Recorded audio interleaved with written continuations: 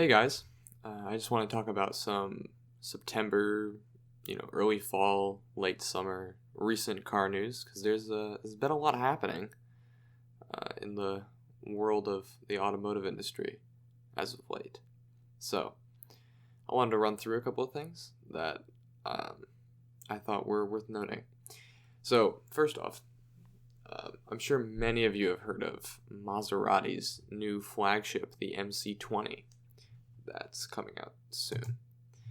I'm very interested in it. So, from what I can gather, they want it to inspire the future of their brand. They want it to influence all of their styling. I mean, they're pushing this as this is their flagship. This is the next big thing for Maserati. This is the template. This is the poster boy. This is their car. And it looks very interesting. So, from what we know right now, it will have both an electric and an internal combustion version. And it'll be available in a convertible or a coupe. It'll be built around a carbon fiber tub, which reminds me of the 4C, and I believe the tub is even built by the same people that did the 4C's tub, which is very interesting. The internal combustion engine version will have the Nettuno, with two T's, twin turbo 90-degree V6 engine, and it's going to have some interesting F1 tech that's supposed to be cool and innovative. I'm not actually too sure on everything that it will entail. All I know is I heard V6 and F1 in the same sentence in conjunction with Maserati. And that makes me happy. So, it sounds interesting. I couldn't give a very good explanation of all the tech that's going into the new engine, but I know some other channels have already delved into some of the new information that's come out about it. So I'll redirect you to those channels, and hopefully you can learn a little bit more from there. So, it seems like the engine's going to make 621 horsepower at 7,500 RPM, which is pretty high revving and pretty high horsepower. And it looks like it'll rev all the way up to 8K, which is phenomenal, I say. That sounds great. 0 to 60 is supposed to be in less than 3 seconds, and the top speed is supposed to be around 202 miles per hour, which is fast. I mean, that's supercar territory. Price will most likely start under 200,000 USD. For comparison, the 4C starts at around 70,000 USD. The Huracan, or the Huracan, however you want to pronounce it, starts at about 210,000 USD and makes about the same horsepower. I think, from what I can gather, the Huracan is the closest competitor horsepower and price-wise currently on the market. But the 4C sort of carries that spirit. That the Italian smaller sport coupe with aesthetics being a primary focus. And I must say, although the 4C is much cheaper, but I will say I don't think we're getting a manual with this, which comes as no surprise, but as well. But this is a very interesting car, and I must say I have mostly good things to say about it. I am very, very excited for it. Maserati, I mean, everyone knows Maserati's not been doing too hot. They've sort of lost sight of what they are, what they stand for. They haven't really been producing some of the best automobiles ever. It's been downhill for them for a while. The Ghibli is the butt of a joke and nothing more. I mean,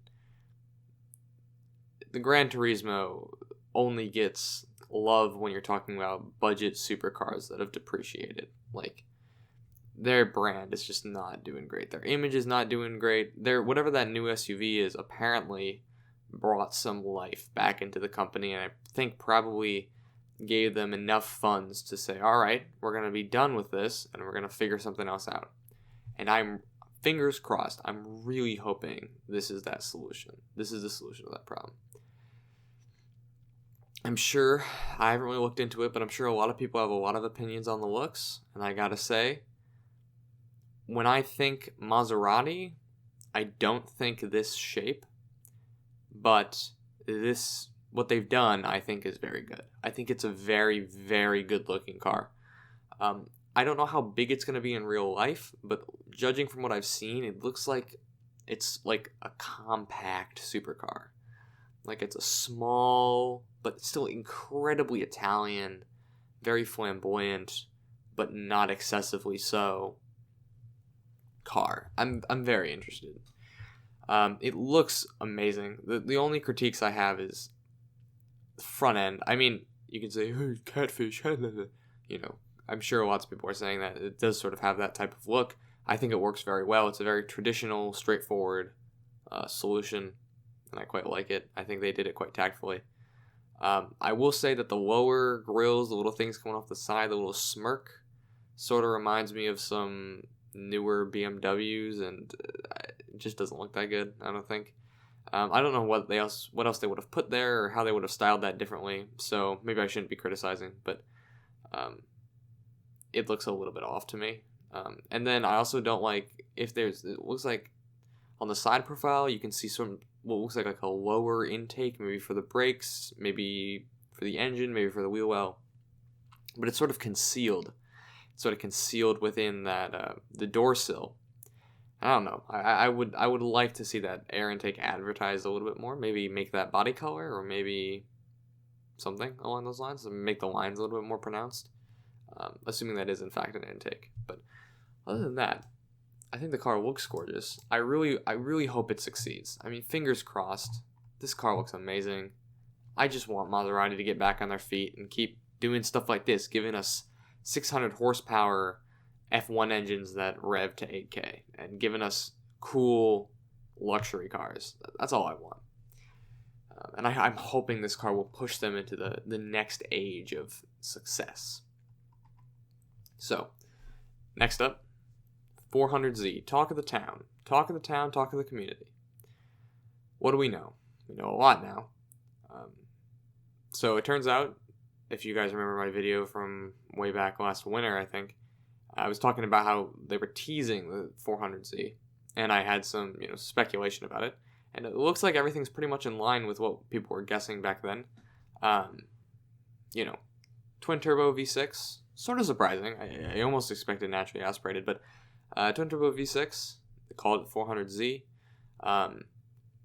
and we're thinking that twin turbo V6 is going to come from the Infiniti Q60, which makes sense. And it'll come with a 6-speed manual, as has been advertised, which is amazing. I'm so happy about that. It's worth mentioning that the Q60 makes 300 to 400 horsepower, depending on the trim, I believe. Now, I'm guessing this is going to be up towards the top of that, seeing as the 370 was sort of getting close to that mark. I doubt it's going to be a 300 horsepower car. I think it's going to be 400, maybe more. I think they're really shooting for super competition here, horsepower numbers wise. Plus the name 400Z, since it doesn't relate to displacement directly, it sort of makes sense. But we'll see. I'm gonna guess it's gonna be close to 400. Like, I'm pretty sure it's gonna be spot on 400. Maybe information has already come out about that. I'm not sure. It's gonna have new tech, digital gauges, touch screens, all the stuff that the 370 was lacking. If you guys remember, in that video I talked about how horribly outdated the 370 is. It's bad. It's really bad. For what it is, it's cool. But as far as being like up to date and getting people other than a very tiny niche of enthusiasts to buy it, I can see being nigh impossible. I mean, that car's got nothing as far as, it's got a lot as far as creature comforts. We're not talking vintage here, but no usable screens really. It feels like a car that came out in 2009, which is because it is, right? That's when the 370 came out. But it's so out of it's just so outdated. It did come out in 2009. I guessed that right. Off the top of my head. This video is completely unscripted, by the way. But if you couldn't tell already. The touchscreen's going to be good. Price is probably going to be around $40K USD. And it's likely going to compete with the new Supra, which is interesting because that means they're sort of pushing the Z upmarket. Yet again, everything is going upmarket in the car community now, so in the car industry now, so whatever. I think if they give this thing the 400 horsepower and the manual transmission, this will nip the Supra in the butt pretty hard. I think people who aren't just Toyota fanboys. Well, I mean, the people who are like die-hard Toyota fanboys have already been turned off by the fact that the Supra has a lot of BMW in it, and offering the manual plus 400 horsepower out of a twin-turbo V6, another turbo 6-cylinder, very similar to what the Supra's offering, rear-wheel drive and a manual. I think that's going to win a lot of people over. My main criticism of this car comes from the appearance. Now, I think it's a very good-looking car. I will say that. But I think I have issue with the color they showed it off in. I love yellow, but this like neon yellow they showed it off in is not very flattering for the car. I don't think. That combined with sort of the weird body lines on the hood and the fact that it is still very much a concept, it doesn't quite, it doesn't have that finishing touch that makes it look real, It's all those little things come together with the color to make it seem not quite right. Like it's a child's toy. Like it's a oversized Hot Wheels car.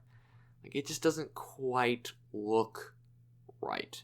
Now, I have seen renderings of this car in white with some different wheels and a little bit lowered.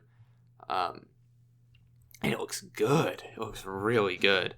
So I think this car has hope. And I think the lines and the profile and the general design language of the car is phenomenal. I think they, especially with the side profile, they stuck with what worked. They decided we're gonna keep the Z lines and we're just gonna modernize it, make it look good. And I think they succeeded with flying colors. I think it's a beautifully shaped piece of automotive technology. The two things I'll say that are big turnoffs. I think the rear end looks cool. It's very retro. It looks quite 300ZX inspired. Looks really cool. I have like no complaints about the rear end except for the fact it does look a little bit fake. I mean, it still looks very rendery, and the Fairlady badge, the Z badge, it's like crooked up in the right corner. Don't know what's up with that. It's a little bit weird, but I get it. From the back and the back rear quarter and the side, this car looks phenomenal. But you get to the front. It still looks really good. It's just a little bit wrong. It's just not quite right. And I think the two things that do it for me are those three things. Those hood lines, the bumper, and the headlights. Which is, I basically just listed the entire front end. But when it all comes together, it doesn't look horrible. It just doesn't look quite right. So, for the headlights, I'm no expert in design. But from what I've gathered, if you want to make a timeless car, make it bubbly and round, circular. You can make angled cars that will last stylistically for generations, but all the most timeless designs are these flowy, elegant shapes that we can tie to nature and say, this looks sculpted, it doesn't look chiseled, right? It looks like something that's universally pleasing. Like, I mean, the best example I can think of, which is not the best example that exists in the world, is like the Bug-Eye. I think the Bug-Eye is generally viewed as the most timeless Impreza. Maybe not the most good looking, but that design just sort of carries through the generations. Another good example, the 240Z never gets old. Why? It's got a good combination of angles and round shapes. What are one of those main iconic round shapes? The headlights. What did this car try to emulate in its design? Those headlights, and I don't think they went far enough. I think these ones are a little bit too angular still. I would have liked to see a little bit more of a shroud, a little bit more of a housing for the lights, a little bit sunken in, and a more circular design. Doesn't have to be perfectly circular, just something more rounded. But I think they did alright. I don't think they look horrible. I think it carries in. I would have liked to see more 240 inspiration and less 370 inspiration, is what I'm going for here. The other thing, which everyone has complained about, is the grille. The grille is bad. It's like literally a rectangle that they slapped on the front of the car, or carved in the front of the car. It doesn't have to be a perfect rectangle. They could have made it smaller. They could have focused on the headlights a little bit more. It's a gaping maw. It just doesn't look right. And then the bumper has a nice shape, but off to the side in front of other wheel, there's just like a vertical line. Like, why? It looks like there almost should be an intake there, but it's just a vertical line just sitting there chewing up miles per gallon. Like, why? What's the point? It doesn't look good. It doesn't look right. Other than that, it looks very solid. I've harped on its design for too long. At the end of the day, it's a beautiful car, and it's a near flawless design they gave us everything we wanted. A better interior, a much better interior, might I say. It looks very nice. They gave us the manual we asked for, they kept the gauges, but they gave us electric, touchscreen, digital gauges too. They did everything we asked for. Probably 400 horsepower, twin turbo V6, manual rear wheel drive. I see no issues. This car is amazing. I'm super hyped to see it out on the road. I'm this car deserves more hype than the Supra got, I think. I think the Supra looks a little bit better design-wise. But I think that the 400Z, if they does make it into production with everything promised, and if it does turn out okay, it's phenomenal, near flawless. Next thing, the Ram TRX, the Ram 1500 TRX. If I could describe this abomination in one word, it would be stupid. It's ridiculous. What is this thing? Okay, so I'm not a truck guy, so I'm just going to briefly talk about this, but it starts at 72,000 USD, which is a lot, but not a ridiculous amount. Meanwhile, the Ford Raptor, its closest competition, starts at 53,000 USD. And the Chevy Colorado ZR2 Bison starts at about 50k USD. Obviously, what you're paying for here is horsepower, and it comes with the 6.2 liter supercharged Hellcat V8 that comes in the Hellcats and all that. Chrysler's obviously this is the next in the long line of cars and trucks. Chrysler has decided, hey, that thing has an engine bay. We're going to put a Hemi in that engine bay. And not just any Hemi. 6.2 liter supercharged Hemi. And just, boom, 700 horsepower? Yep, you got it. So, of course, naturally, this thing makes 702 horsepower at 6,100 RPM. And 650, I believe, pound-feet of torque at 4,800 RPM, which is... whew. Now, expected numbers out of the Hellcat V8. Okay, so it starts at... Here's my question. It starts at 72,000. It's going up against the Raptor. It starts at 53. So it's 71, makes 702 horsepower. Raptor starts at 53, makes 450 horsepower. The Colorado ZR2 starts at 50 and makes 380 horsepower. Okay, so no one cares about the Colorado. It's cool, but just spend a little bit extra and get the Raptor. The Raptor has already proved itself. It's very equipped for off-road. It's a very competent car. Meanwhile, I cannot say I have the highest confidence in Chrysler's ability to make a good, reliable off-roading truck. I know they can, but this may be an example of Chrysler saying, oh, we need to dominate this niche, just throw power at it.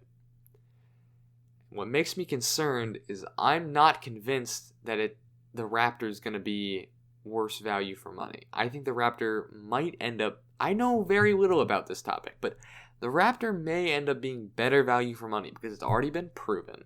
Yes, it makes a lot less horsepower, but 450 horsepower is no small number. It's already been proven. We already know it works. Ford has had a lot of time to develop. So it remains to be seen. But I'm a little bit concerned that Chrysler's going to just trip and eat crap with this thing. Because throwing horsepower at a problem can work, but it won't work forever. So moving on, we got some more stuff in the same vein. The Bronco. New Bronco. Briefly run through it. Very cool. I think the styling's great. Love it. Starts at $30,000. Very nice. The Wrangler starts at about $30,000 as well. Probably its closest competition. I've been seeing teases of this thing for forever, and I couldn't be happier with how it came out, if I'm honest. It's exactly what I was expecting and more. I think they really delivered.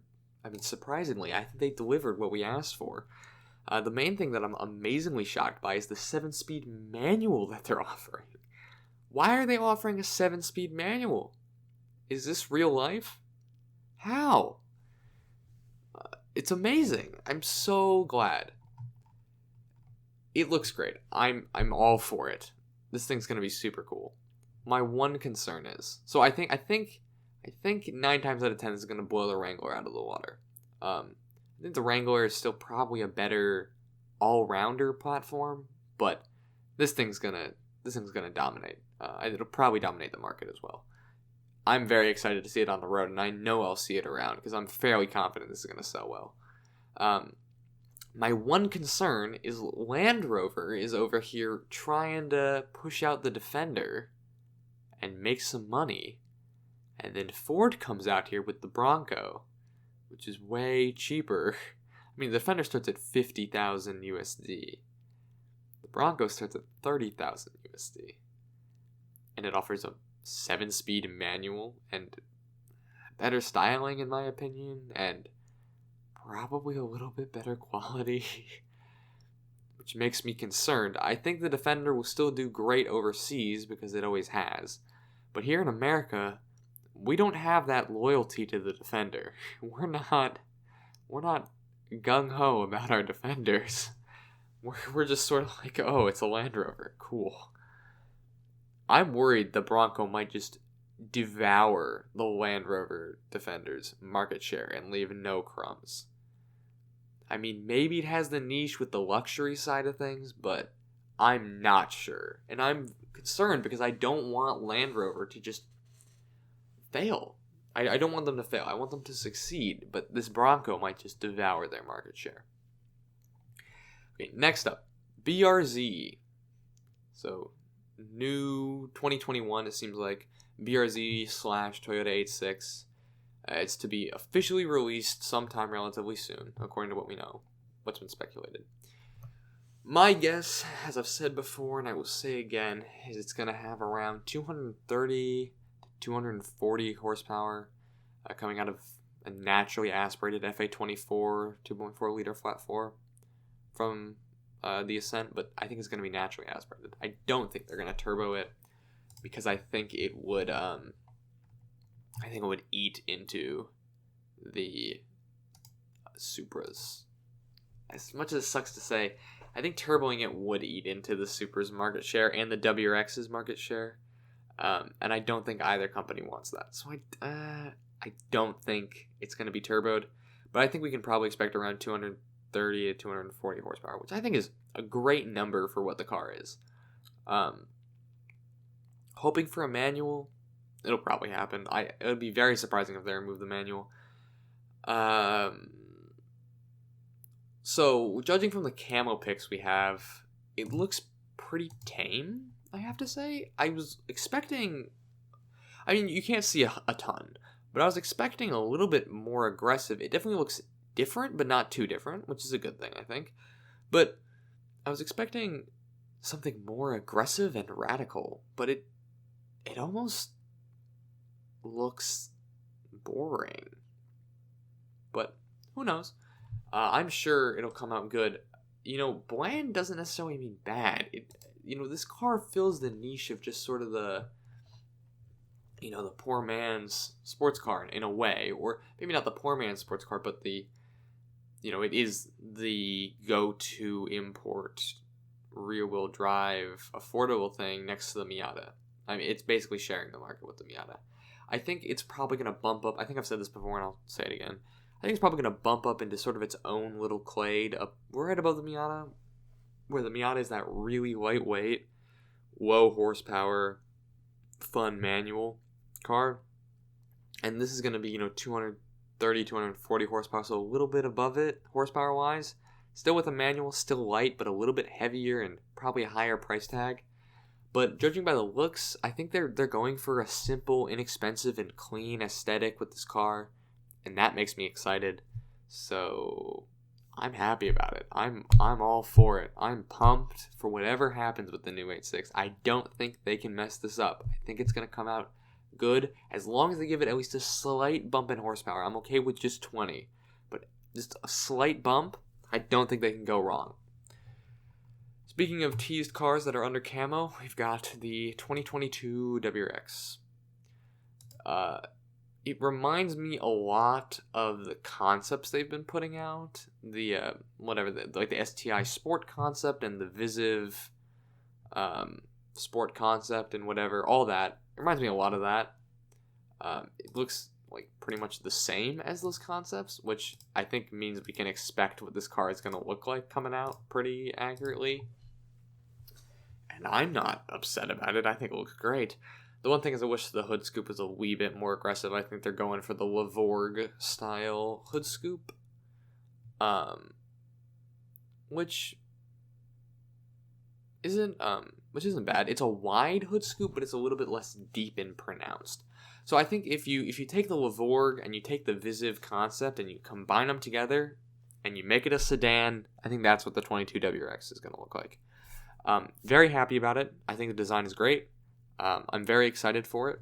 I don't think they can go wrong with it again. So my predictions, from a few months back I was talking about, I think are still accurate and probably still going to ring true. I think it's likely going to come with a turbocharged FA24, making between 260 and 280 horsepower. They might stick with the FA20 turbo and just tune it up to make a little bit more horsepower, around 260 to 280. Probably 280. I doubt they're going to do 260. Also, that's what some news sources are saying, which is the only reason. They might either, I'm thinking either, they tune up the FA20 to around 280. I think more likely they're going to just take the FA24 and tune it up to 280. And then the STI, which we have less info on, it looks like it's coming in 2023, which is very interesting. It looks like, I'm guessing it'll also have the FA24, which is a little bit weird because traditionally the WRX and especially in the States, the WRX and the STI have always had different engines. I mean, it used to be the EJ20 and the 25. But we might just see uniformity. I mean, because over in Japan it was always 2 liters, but they both had 2 liters. We'll see. FI24 probably going to make around 400 horsepower. I'm guessing. I'll be very disappointed if it doesn't, but it seems, judging from the rumors we've heard and speculation, 400 horsepower sounds like a good number. I mean, that would bring it up to competition with the modern run sports cars. I'm thinking 350, maybe a more conservative estimate, and I'd still be quite happy with 350 horsepower. So either way for the STI. Either way, there are some news sources saying that the base WRX is going to make close to 300 plus horsepower, which would mean that the STI basically has got to be making 400 horsepower in my book. If that is the case, that'll be very interesting and very surprising, and I'd be very happy if that it did happen. According to some news sources, I think Car and Driver said that the base WRX has been spotted benchmark testing under camo with an EcoBoost Mustang, which makes me happy because that's what a lot of people were moving from the WRX over to the EcoBoost. Oh, it's still flat four. I mean, it's still a 4-cylinder with a turbo. It's manual. It's basically the same. Yeah, I'm hoping we can win back some people who have moved over to the EcoBoost. Very excited, regardless. Very, very, very, very excited for whatever ends up happening with the WRX. Thrilled, ecstatic. So, anyways, those are just some news, just to throw out there. Hope you guys enjoyed. I have a ton of videos filmed now that I just haven't edited. I've got like 3 new revved up reviews, quick little reviews coming very soon, so expect those. Some other stuff, so I'm putting out stuff, but school takes priority, and there's a lot of that to do. So thank you guys for your patience. Thank you guys for viewing. I'm going to try to do live streams again pretty soon, so come stop in for those if you so choose. Thank you guys very much for watching. I hope you enjoyed, and I'll see you in the next video. Goodbye.